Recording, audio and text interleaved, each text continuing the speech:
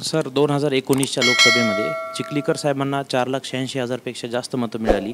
आपणही तिथं 4,16,000च्या वर मतदान घेतलं. दोघांची गोळाबेरीज 9 लाखाच्या वर होते. आपला भाजप प्रवेश झाल्यानंतर ही सीट आरामात निघेल असं जाणकारांचं म्हणणं होतं. बऱ्याच वेळा एक्झिट पोल देखील तसा आला होता आणि जनतेचंही तसंच मत होतं. परंतु प्रत्यक्ष तसं निवडणुकी झालं नाही. यामागं काय कारण असू शकतं?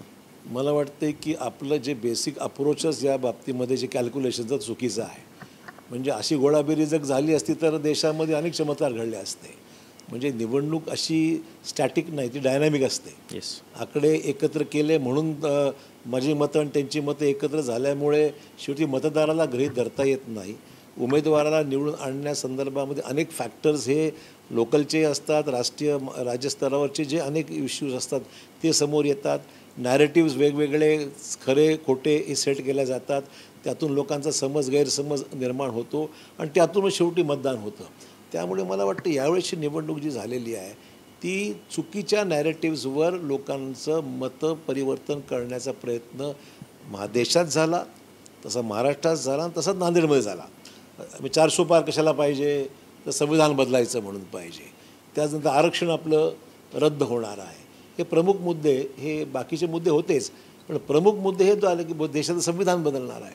देशामध्ये जागा जे आरक्षण जे आहे ते रद्द होणार आहे. एससीचं रद्द होणार, एसटीचं रद्द, शेड्यूल्ड ट्राईबचं रद्द होणार आहे. अशा प्रकारचा नॅरेटिव्ह मग 400 पार कशाला पाहिजे, याकरता पाहिजे असं लॉजिक दाखवलं गेलं ते साफ खोटं आहे. म्हणजे या दोन्ही केसेसमध्ये मला मुद्दाम सांगायचं आहे, सुप्रीम कोर्ट जजमेंट आहे. सुप्रीम कोर्ट म्हणते की संविधानाचा गाभा जो मूळ प्रिन्सिपल आहे ते कोणाला बदलता येणार नाही. हे सुप्रीम कोर्टचा निर्वाळा आहे, जजमेंट आहे. आता सुप्रीम कोर्टापेक्षा वर कोण जाऊ शकत नाही.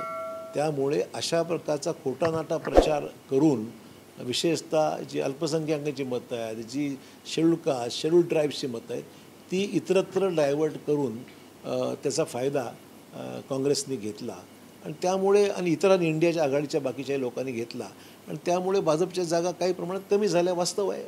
त्यामुळे आपण जे म्हणता की दोघांची गोळाबेरीज एकत्र करून असं सरळ गणित नसतं कधी.